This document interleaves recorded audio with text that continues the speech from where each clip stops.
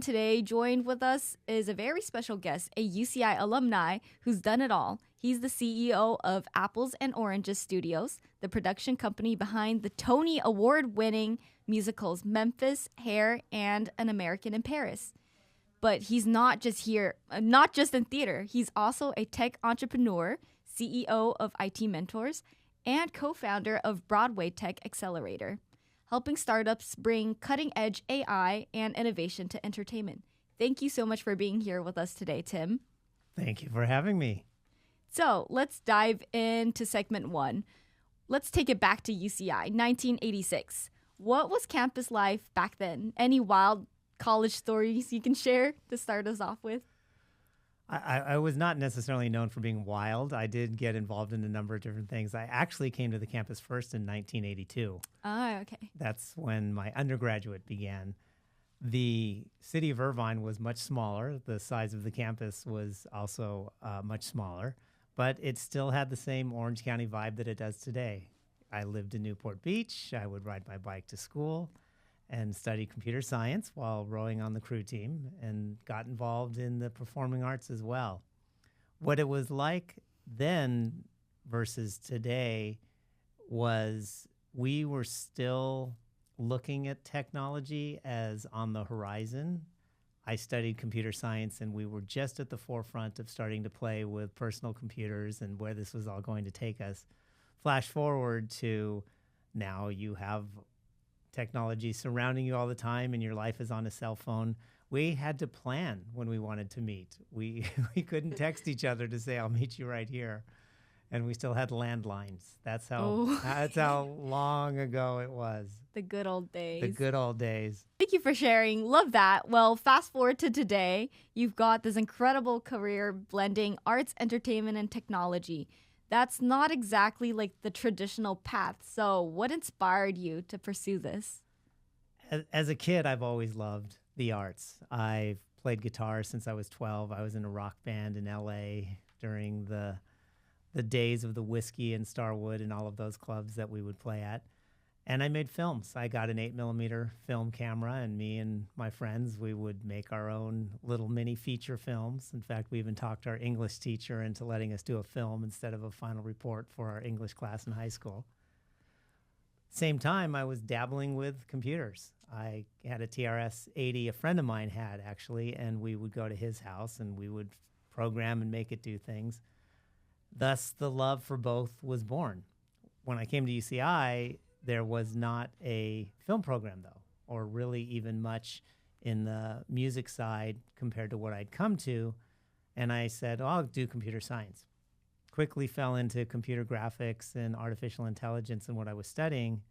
And then through a bet from a friend at UCI, she bet me that I couldn't take a dance class because we were arguing which was harder, dance or crew. Oh. She ended up winning in the sense that dance was definitely harder mentally because I had never been so humbled in my life as that first dance class because I'd done sports my whole life. Mm-hmm. The physical side, crew, still is, you talk about full body exercise. For sure, yeah.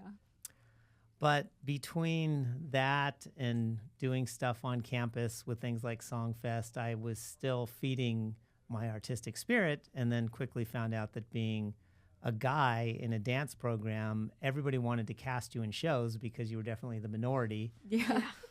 Next thing I know, I'm doing musicals, and I fell in love with all of that. I was going up to LA and continuing to perform. I still kept acting as well while founding my technology company while I stayed to get my MBA here. That's hence why 86 to 88. It was not a grand plan. I didn't sit down as a kid and say, I want to do both. I just followed what I was enjoying while making enough money through technology to support the habit until the artistic side could also be part of the financial aspect. I did not want to live the life of a, quote, starving artist, meaning that I enjoyed the process of creating on the tech side and getting revenue that allowed me to do all the fun things I wanted to do. I found a way to just make them both work. Wow. I'm so excited for the results of this podcast because I was like with a few friends before today, and they are really trying to get into like tech and art. We don't really provide that at UCI, unlike USC from the programs I was talking about with you earlier.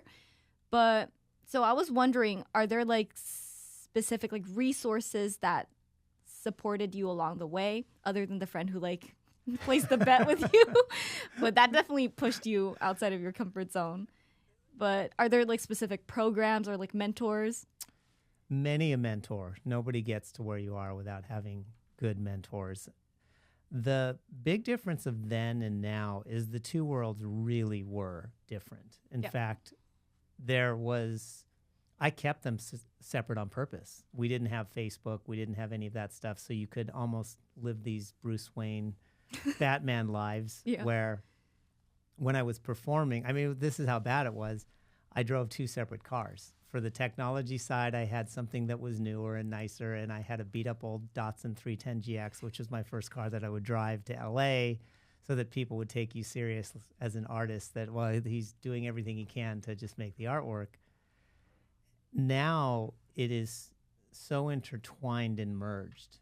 When you think of the first camera I used, it literally was a film camera, and you would go through that process. Now the, quote, film cameras are computers with lenses. And when you talk about what are programs, I'm finding even here at UCI through work we've done over at the Beal Applied Innovation Center with the narrative project, much more support for the convergence between the two. Over at Claire Trevor, they're exploring different aspects. When you look over in ICS and computer science here, the game development program and some of the informatics. I've even taught a few classes where we've used VR headsets for people to come in and design games. It's becoming the norm. The huge difference now is there's no barrier to stop anybody from doing it if they want to. For example, if I was somebody today that said, I really want to be in both technology and the arts, first thing I would do is pull up my LLM of choice, whether it be ChatGPT or Claude or Grok, I don't care, and say, these are my passions. Can you help me codify what I want to do? Help me then look at what's a pathway. And then between YouTube, TikTok, your LLMs, the raw education is out there. But the point that you mentioned of finding your mentors, who are the people that you collaborate with? Luckily, both industries are very supportive of next gen. Finding those role models that you feel cast a positive view, meaning they've got something that you feel you can learn from. There are a lot of people out there that lead with more of the sensational or negative side. I don't find that as being much of a long-term connection, but the long-term connections are people that have been doing it and realize that through giving back, you also help yourself, keeps you young and keeps you fresh. Again, so you find if you like hip hop, you find the people you like to, you subscribe, you talk to, you go to meetups, you find them that way. If you are in the world of digital filmmaking or AI filmmaking, or you're like me and you go down the Broadway line, the Broadway community is an absolute amazing global community of people that love to share and pull you in. So I always say, look at what you love, not what you think other people love. And then now use your companions and your LLMs to help you create a plan that will get you there one step at a time. Thank you for the insights. That I'm going to have to do more research after this, but what were some like major career breakthroughs and how did it like shape your journey? The first breakthrough was starting a company from scratch. The name is IT Mentors, but it really was mentor, meaning it was me. I went to the Career Center here when I was beginning, and there used to be a bulletin board with index cards of part-time jobs. While I was still in school, I wanted to get experience. I figured, let me just start to search and see what I can find. And one of the first part-time jobs I took was for a gentleman named Randy Draper, who at the time it was called Diversified Shopping Centers. And they were a real estate company, excuse me, that worked with a number of different shopping centers. And they had just purchased a personal computer and they wanted some work done in Accel. The people there were absolutely wonderful. And it was one of the first times in a professional setting where I wasn't an employee. I was actually working with them as a consultant. So they're trusting me as, quote, an expert at 19, 20 years old because we were so early in the tech field. And it was through their trust and guidance to allow me to explore for what we were building for them at the time and allowing me the latitude to try things that might not work, that I realized that everything in life is a collaboration. And if I brought that to every project we did, whether it's a small community theater show or a new software project or a feature film or Broadway, that means you're bringing everybody to the table to collaborate with you. So that was one of those first moments. And then getting with the technology company, getting Microsoft as a client, and then getting Morgan Stanley as a client, all of a sudden ushered us into a whole new level of being taken seriously as a one of the leading tech companies in what we were doing. And then from the art side, it was moving from being performing to getting the chance to, I had done a number of shows as an actor, and I'd done West Side Story multiple times, and I didn't feel like any of those productions really captured the essence of West Side Story. One of the theaters, they are not there anymore, called the Yorba Linda Civic Light Opera, I had done a few shows with, and the producer there knew I loved West Side Story and asked me if I would direct it. And I said, sure, as long as I can also help you produce it, because I want to take the level up of the productions here and start to use things like live musicians and paying the actors, which they hadn't really done up until then. And she said, well, we don't have that big of a budget. I said, I know what your budgets are, but I feel if we actually invest a little bit more, we're going to make more back because we'll sell more tickets and we can even charge a little bit more for the ticket prices. And she was nervous, understandably, because all of the regional theaters, it's hard for them to do. Well, the technology company was doing well by that time, so I said, and I'll cover any losses you get. Let's give it a try. This was my first philanthropic effort into saying, let's see what happened. Whoa. Well, not only did I not have to pay back any losses, it was the most profitable show they'd ever done, because by raising the level of professionalism, we were selling out. We had to add shows. And that was a huge lesson to me to say, when it comes to risk, you have to be willing. And I'm one that always says, I will put my own efforts and money into it. Sometimes you have to invest to make bigger returns, which you can read in a textbook, but when you're actually writing that check, it's real to you as to where this is going to go. But the biggest lesson I took away from that is quality always works. And human beings, we gravitate towards things that uplift us. Don't skimp on what you're putting on stage. And whether that be for an actual stage show or whether that be for a tech startup, what is the part that is connecting with a human? Because when you try to skimp on that, we feel emotionally less of a connection. But when we feel, we want to be part of. We think we're intellectual creatures, but we're very much emotional creatures. Steve Jobs understood that from day one at Apple. And that's one of the reasons why they are one of the top companies in the world today. And I watched what they did. I watched what I was learning in the arts, and I watched what great storytellers were doing. And I always came back to they're getting people to feel, to want to move forward. Wait, I'm still processing it, but this is truly inspirational. And this is the beauty of art, I would say, because it's really appealing to the people, through emotions, right? So it's amazing what you're doing. And when was this happening? You were still in college, right? Correct. I was getting my master's. I got my MBA here as well. That's when it all started. And that production of West Side Story, I was in my late 20s. And that's also the production that then I got into producing and eventually is what led me to Broadway as well. It all began in that one production as to realizing that there's really nothing complicated in any of these huge companies that you're looking at. It's getting back to that, finding your team, collaborating. And I always say your job, whether you're directing a show or you're a CEO of an organization, is you solve one problem at a time. And if you can solve problems for whether it's your clients, your employees, your vendors, whoever it is, everything keeps moving forward. And it doesn't mean that we haven't had projects that we've had to stop or that you would call failed or anything on that. There's been plenty of those. We've always learned from that and moved on. And that's a strategy that's just, I've kind of lived. I don't look back and go spend months, hours going, if I would have done this or that, things would be different.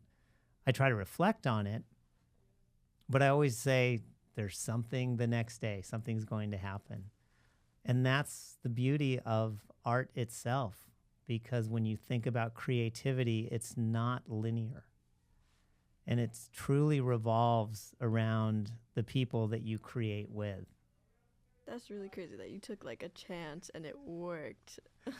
Well, I can tell you plenty of stories that didn't work, but yeah. Life is a complete risk reward.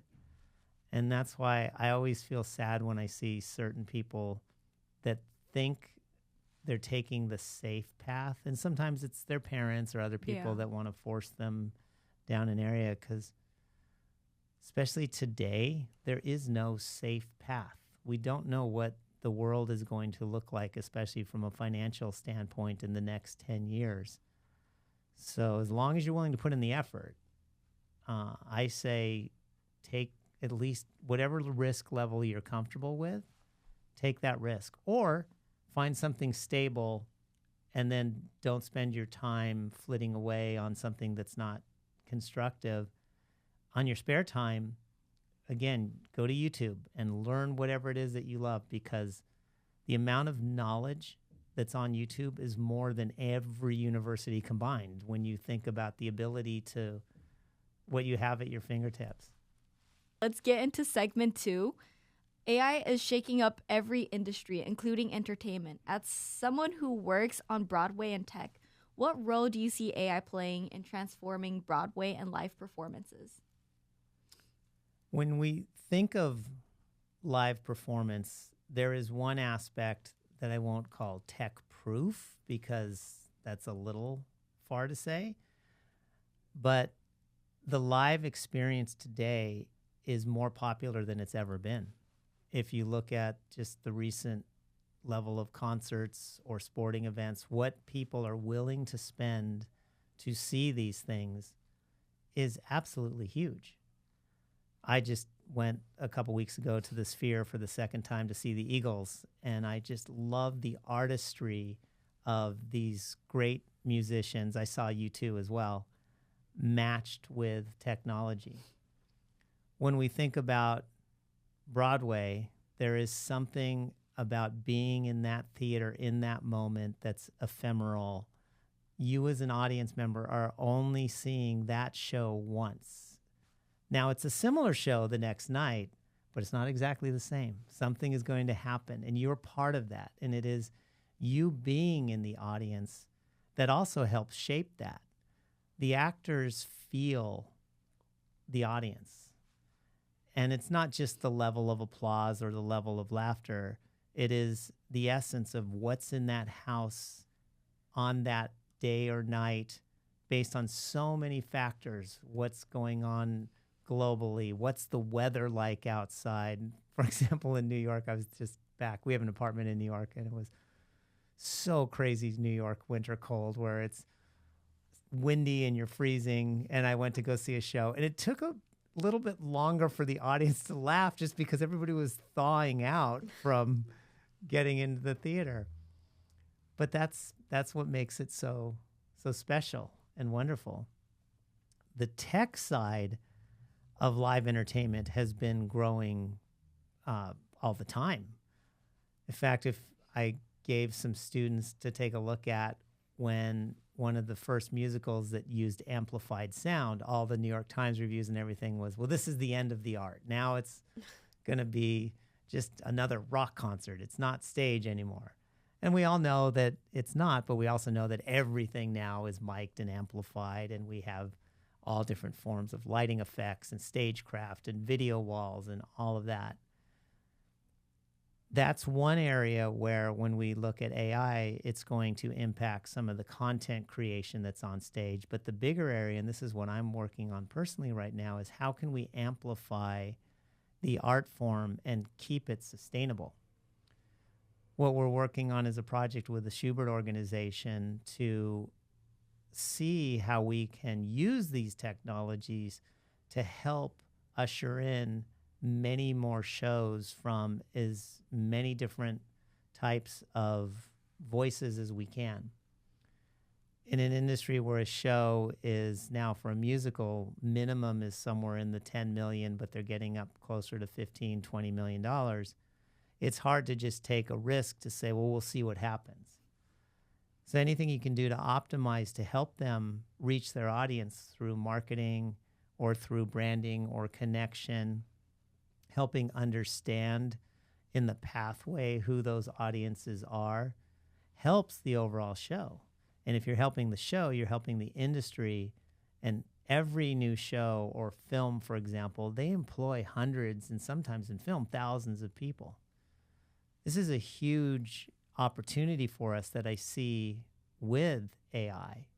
Now, I will fully admit there's a downside. When you look at, especially the film industry is seeing this much earlier than the live stage industry, there are certain technologies that are replacing jobs. And it's been that way for a long time, meaning that when a new technology comes in, a job is going to change. The big difference in the past and where we are currently is, let's say, if you look at film, when Lucas did the first Star Wars and invented effectively an industrial light and magic with some wonderful artisans, they were taking certain effects and computerizing them, and then that went to a whole new level with Jurassic Park, and you looked at the large practical things that they would build ended up being more done with computers. And there was still an artistry, it's just the tools were different. With AI, there's some of that that's the case. It's just going to enhance the artistry. But also, when you can take a simple prompt and that turns into a completed video, that's like going from idea to rough cut of a film without skipping the whole middle part. I don't think you're going to see any traditional filmmaking going away shortly, but it's definitely going to change how we collaborate, how we make art. And at some point, we'll be in a world where your AI assistant is going to understand your emotions and is going to help you connect to entertainment that helps you feel better or helps you uplift. And that's going to be auto-generated. And the same will be tied into, over time, a lot of things are going to be created in the Broadway space, the live space, that is going to have immediate connection in the immersive world of theater that will be more personalized in the equation. To summarize, it's to say that the foundational craft of artistry is still as relevant as ever. If you want to be a dancer, you need to take dance classes. If you want to be a storyteller, you need to understand how stories work and connect to us emotionally. But at the same time, I strongly promote that as many artists as possible start exploring and using AI so that they're the ones that are leading the charge of what it means for humanity and not just relying on the tech companies to decide how we're going to use it. Let's get into segment 3. So you also run Broadway Tech Accelerator, helping startups grow in the entertainment space. What's the wildest AI-driven startup you've seen come through the program? We've rebranded to Broadway Tech Studios, by the way, and that's fairly new on the equation. There's been a couple, it seems like almost every day there's something new that I connect to. And I break them up into different quadrants. So you've got things that are doing stuff with sound, things that are visual, things that are more text or storytelling on the side of the area.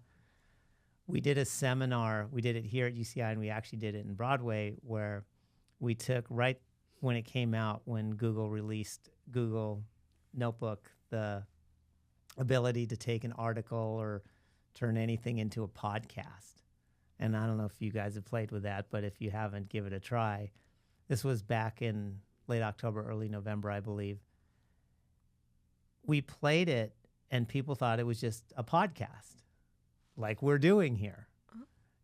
And it wasn't. It was all AI. And they just did it, and it's two hosts that have this kind of human feeling to them. And we ran it, and everybody thought it was live. And then at the end, we showed how it worked. And I just saw jaws literally drop. And when we were talking to senior executives in the entertainment field, this was just a simple byproduct of their notebook product, which was a way to align all of your documents. And they said, well, it'd be fun to create a podcast from it. And today I'm playing with a couple of new voice tools that are, as a director, you can direct the actor as if you are directing a live actor, but it's an AI actor. You can control the whole performance with just talking to them like you're talking to an actor, meaning you're not going in and writing code and saying, make it more this, make it more that. So if I'm having it read the script, I can prompt and say, okay, I get that take on it. Now, you can do the obvious and say, make it more sad, and then it makes it more sad. But that's not a good form of directing either. When you say to an actor, they say, what does sad mean? But if you give them a little bit more context, such as what they're trying to get out of the scene or how they got to that mental place, that's the subtlety that good directing is. And now you can do that to the LLM when you're talking to this thing. So you design the voice and say, I want a voice that's a mixture between Gene Kelly and Fred Astaire or whatever it is. And then some of them it'll say, no, that's copywritten. Other ones that's in public domains, it'll do. And then you can give it a whole line of a script and it'll read it. And you can say, okay, that's great. But now I want you to imagine that you are 10 seconds away from a bomb exploding, and you've got to convince the person to do exactly what you say in 10 seconds. It's a whole different energy, and it's very nuanced because it's not a yes or no type of thing. And to see how the AI adjusts to that just blows me away. And the third thing is everything that's happening on the visual side, how you're generating imagery and videos purely from imagination that you have. We're working on a new episodic TV show, which is my favorite thing, and hopefully we get a chance to talk about it right now, where a bunch of very creative humans are working on it, but we are all working in companion with AI. And for each step of the way, we're documenting what we're doing and we're sharing it with other creators. And the idea of this collaboration with these tools and techniques are now starting to feel like human collaborators with us in the process. Can you go into a little bit about that? Sure. Name of the show, Earth 3.0. And the premise behind it, it's about a woman on the cusp of her 60th birthday who's become kind of cynical with Earth, and she's checked out. She's magically beamed up by a group of higher beings whose job is to fix our current Earth 2.0 and create a better Earth 3.0. So it's a quirky comedy in the vein of Good Place. It's got a little feel of Star Trek meets Hitchhiker's Guide to the Galaxy. And it was all born out of philanthropy work that my wife and I do, where we sit on a number of boards, and we're part of a group called Forward Global, which is a bunch of philanthropists that are looking at all different problems across the planet, everything from hunger to climate to democracy. And our love, of course, is using story to uplift humanity. We're really focusing on how we can use art to unite rather than divide. That's our mission statement. So we thought about making a documentary, which many people do. And I just said, but I like laughter. I like I like people to feel. And we put together this episodic show where in each episode, these Star Trekian higher beings will beam up somebody from a philanthropy that has a cause. So we're using some celebrities in it that have strong causes, and they're now, quote, learning about what the causes are doing in order to come up with the new Earth. And one of the colleagues that they're working with is an AI, this character named Vega. So really at the heart of what we're talking about in the show is how do us humans collaborate with AIs to actually make things better rather than to make things worse. And it's been an absolute joy. We're going to have a reading here coming up shortly, and we're doing our first filming of it this summer. We've been able to shrink down the development time by ideating quicker with these tools. Our creative team, we sketch out ideas and work on things, but we can render stuff a lot faster once we have a basic idea. So we can get into the discussions about colors and tones and palettes. And it's helped us create the background character Bibles for each character where we come up with all the basics first, and then we send off these AI agents to do R&D for us, research and development. And we have it go out and grab other people that are doing other things so we can start the process of partnering earlier with people that want to do similar aspects. We sponsored a capstone project here at UCI where 7 students are working on the companion website so that when you watch the show, you'll be able to take action. Because that's a key part of what we wanted to do is make it really easy for when somebody sees something and says, I'm passionate about that, one click away, and now they can find out how they can get involved with, say, a charity or philanthropy that's doing something that they love.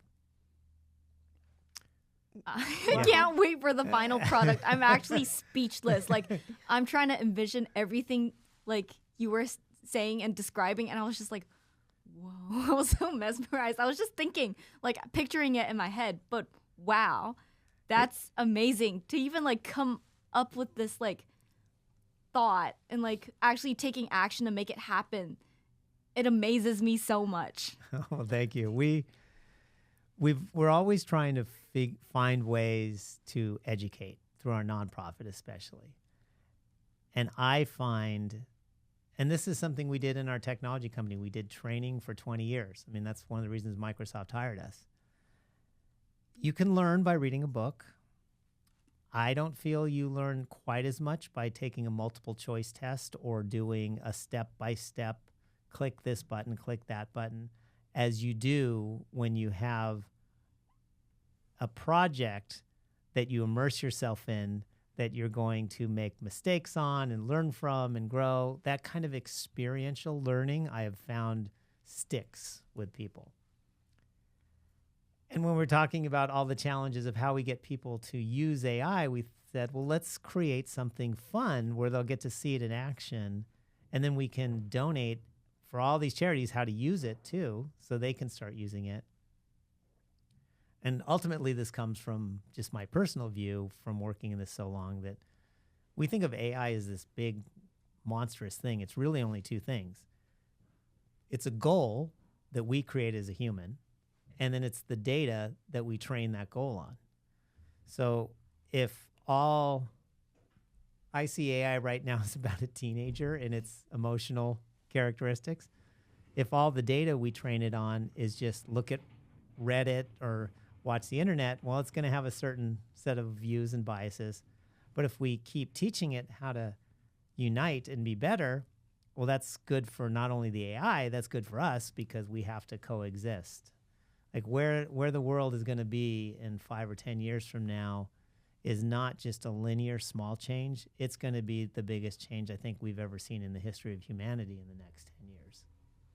You kind of answered the other questions that I had prepared but yeah, this question was, how do you stay ahead of the trends in both like tech and entertainment? Because there's so much knowledge that you need to obtain and like apply. So how do you do it? I'm a lifelong learner. So many studies have said is the easiest way to stay young is to continue to learn. And I've had a few milestone birthdays along the way where I just keep going, and I feel if I could clone myself, there's 10 other things I'd be doing. I just find the world so fascinating. There's so many wonderful things. I am voracious about learning through whatever path, whether it be meeting people in person or every morning. One of the first things I do is I subscribe to a few different, whether they be news groups or people that I watch or listen from. And now I'm training my AI to find new sources for me, so I don't get just stuck in an echo chamber, that I'm able to continue to push myself out of my comfort zone. And I have it challenge me, because it's really easy, especially in this political environment, to get on one side and say, well, everybody's crazy over here. Well, it's not true. When you really sit down with people and talk to them for a while, you realize that you have more in common than not. Now, you do disagree on certain things, but that's fine. I mean, that's what the United States was built on. Or really, any democracy is about being able to communicate and to share views. That's why I try to push myself out of just what I think I like and know. And I do the same even with technology. Like right now, everything's AI this and AI that. But what's going to make the huge human-changing difference is a mixture of 4 or 5 different things that are happening simultaneous. We've invested and done tons of work in the virtual reality space. We did the first musical in virtual reality. We've done plays in virtual reality. We've done meetings. We've done it all. The technology that currently sits in the headsets and even the content creation is just not quite there yet. But yet you still have this truly immersive feeling when you're in that. That's one end. You've probably been seeing and reading that quantum technology is making now leaps and bounds. And then when you look at us on the longevity side and what were the breakthroughs that were coming into not only aging and how we can live longer, but also what are we going to start putting in ourselves to become more technology-like. There's an author, Ray Kurzweil, and one of his first books that I really connected to was The Singularity. Their Singularity is Near was the name of his book. And he talked about the convergence of human and machine. I think he said 2034 in that book. Well, now he's got a book called The Singularity is Nearer. And it's back to 2029. And one of the predictions he makes in there is he's very much in the positive side of tech. I was a huge fan of the original Star Trek series. And the creator of that, Gene Roddenberry, was a techno-optimist, meaning when you look at how that show broke ground, it was so many things they were looking at when it came to just collaboration, race, you name it, societies. And that stuck with me, is that belief that, yeah, things can go bad, but we can also make them good. And so Ray predicts by 2029, we're going to have little nano robots in our brain that are going to connect us to the central AI computer. So it's not us versus AI. We're all going to be tied to this master AI brain. Now, whether that's true or not, who knows? But what is true is we have massive changes in so many things happening simultaneously. And we're not used to that as humans. We're more linear. So when the first iPhone came out, who could predict that these phones were going to completely change the flashlight industry, the calculator industry, your map industry, the people that planned all the written calendar, and like so many things changed because it connected to the internet. And it was that connection of the device and the internet that really changed everything, including coming full circle, the entertainment industry. And we went from, I don't know if you guys watched the Oscars last night, but there was a very funny fake commercial about the new startup that Conan O'Brien was doing. It's called, what was it called? Streaming cinema or something. Yeah. It's really just a movie theater. And you look at how storytelling used to be controlled by just a few small, large companies, the Warner Brothers of the world, the Disneys. And now anybody with a story can make it and get it seen or heard. Now you still have to get people to watch it, but there is no gatekeeper anymore to being able to tell your story. And that is going to be the case for all of humanity globally here very, very soon. Right. There's so many platforms out there now that you could just put all your stuff out and it'll be like anyone could come across it from anywhere now. Yeah, it's true. And that goes back to your other question about how do you find your mentors, is if you've created something and you have somebody that's in a similar aesthetic, you literally just reach out to them and say, hey, I know I'm just starting, but I just wanted, you inspired me, and I want to show you something I made that you inspired me. You'd be surprised at how many people will actually respond to something like that versus saying, I want to be like you. Can you tell me how to get there? Then they're like, no, I don't want to do all the work for you. And that's what most people are looking for when they're talking about a mentorship, companionship, is that you're really willing to do the work and not asking them to do it for you, but to just navigate a little bit. You mentioned about the book, right? Earlier. What are other like personal, let's say, resources you found useful and you would like to share? Like podcasts, specific podcasts, I don't know, movies, books, TED Talks. Sure. Definitely on the TED Talks. I am a member Right. of TED. I've been a member for 16, 17 years. So I go to the main conference every year. That is my truly check out once a year in Vancouver now and just listen to people from all over the globe telling their stories. And I might connect to somebody that has nothing to do with an industry I'm in, but I just love the journey they took. I'm a voracious reader / listener. I use Audible. I use Spotify. As far as I don't have any one particular podcast now, I get things that will summarize, that give me, one of the problems I have, and here I am doing the same thing, I'm talking forever, but that I have with podcasts is it's just an hour to listen for some certain things. So there are some AI tools that will summarize the podcast for you on there. But I love, in short, I love reading from authors or watching YouTube is also, every day I will watch at least one or two new videos outside of what I normally watch. And what I love about that is getting points of view from other people. And there's a lot of really good books that have come out on, there's Mustafa Suleiman, for example, wrote The Coming Wave, talking about both the good and bad of AI. I'm a big fan of Salman Khan from Khan Academy and all the work they've done to democratize education. And now their Khanmigo, which is a new AI education companion. It's not meant to replace teachers. It's meant to enhance teachers. And what I love about what they're doing is looking at setting a base foundation for everybody across the globe so that the humans can actually now personalize education more. Those would be my main tracks. And then films, I gravitate. This year, my favorite film was Wicked, obviously, for many reasons. But I know the filmmakers, the cinematographer. She did a musical for us that I directed, and she's an amazing cinematographer. The director, John Chu, is an incredible voice in the world today. But I also love all the messaging that's in Wicked.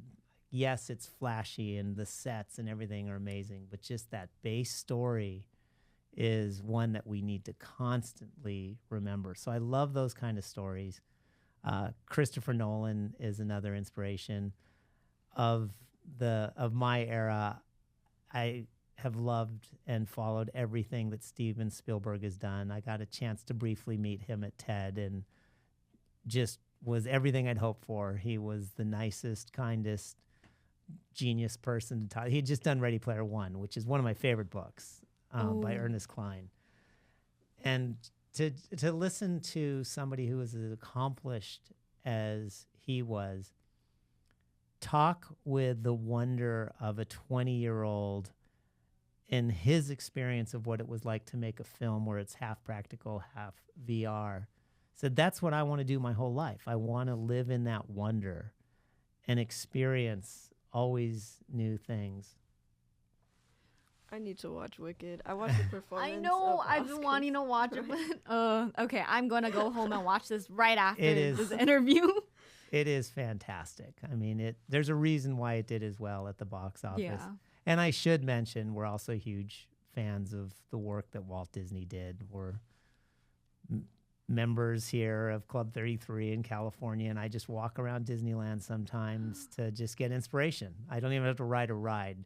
You step out of the world into a new world, and that feeling of just being immersed with other people who you have completely different backgrounds in life, but yet we have that thing in common of you're just there having fun.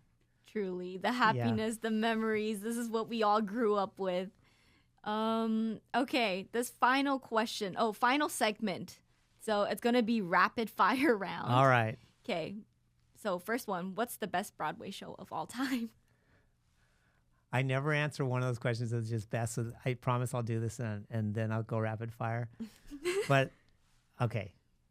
West Side Story is what got me into it. I have to say Into the Woods because my wife was the original Rapunzel in Into the Woods. So without that, I wouldn't be married to Rapunzel, which then was Beauty and the Beast because that's where we met when she was a feather duster. And then the 3 shows I've produced, Memphis, Heron, American in Paris. If AI designed a fully immersive theater experience, what would it look and feel like? It would allow you to be whatever character you want to be and to experience it however you want to, meaning you could be as active or you could be as passive as you wanted to. This was giving me Ready Player One flashbacks for some reason. I was like, whoa. And the last one, AI-generated script or AI-powered special effects. Which excites you more? Special effects. I use AI for script collaboration, but not for writing, meaning I have it do research and spell checking and all of this stuff right all there. The manual work. Yeah. Yeah. I do think there will be a time where it will be writing scripts, but that is the part that I love, the human side. But for the special effects and the world creation, we're using that now, and it's jaw-dropping. And to wrap it up, this was amazing. Thank you so much. And before we end this interview, do you have any final advices for UCI students looking to break into tech, business, or even the entertainment industry? Be proactive. I coach a lot of students when it comes to especially job interviews. There are 2 tracks. You go work for somebody else or you start your own company. Both are valid. Both have challenges. Both have rewards. I'll start with the first one. If you're working for somebody else, it is very competitive right now, and they are looking for your generation especially to have a grasp of this coming wave of technology. Do as much research as you can about the company, and I say really you have to understand what's happening with AI. It's not going to go away. It's only going to continue to grow. Understand how it impacts that. If you go the other path, which is you want to be an entrepreneur, you have to be looking at not what's today, but set your eyes into 1 to 2 years from now. Solve a problem that we might not even know is a problem, or create an opportunity that we don't know is a complete opportunity at the moment. With the tools and technologies now, you can either be technical or you can be more of a business co-founder. It used to be for every startup, all the venture capitalists would tell you, I want the jobs in Wozniak. I want the one person that's very technical. And that's still kind of true when it comes to investments today. But with all of the capabilities of things like Copilot and these side coding companions I've got some friends I'm coaching that they aren't super technical, but they're really savvy, good business people, storytellers, and they've struggled finding their technical co-founder. Well, their technical co-founder right now is an LLM, is either ChatGPT or is Gemini. That's very realistic today. So what I would say is when I went to school, if you got a degree like a computer science degree, you immediately got a job if you wanted to. It's not the case anymore. Companies are changing, things are shifting. So if you're in a technical field and you want to stay technical, means you got to be at the top of your technical game.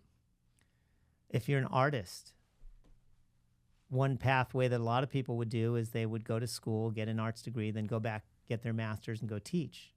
There's really not that many teaching jobs anymore because every year schools are turning out more master students, but every year not as many teachers are retiring.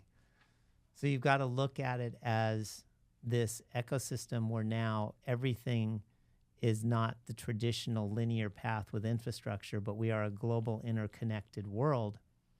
So find out where your place is in that and then just be the best at what you're the best at. I really needed to hear that, I feel like, because I feel like I have a creative mind, but I don't have the technical skills for a lot of, like, what they're looking for, but you just gave away some power when you said what they're looking for. True. So it's what you're looking for. And if you have to believe it before, there's the saying that says, I'll believe it when I see it.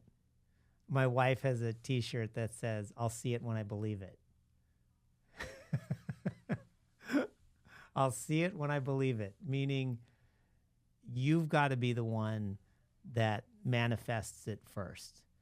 And if you're able to visualize it, create it, and there's a really great book by an author named James Doty called Into the Magic Shop, which does, it's one of the best books I found that's not too out there that people go, that's really woo-woo, Tim. The guy's a neurosurgeon, so right. He's definitely a scientist on it too. Wonderful human being. But it truly is about you creating a pathway for yourself. I will write that down. Into the Magic Shop.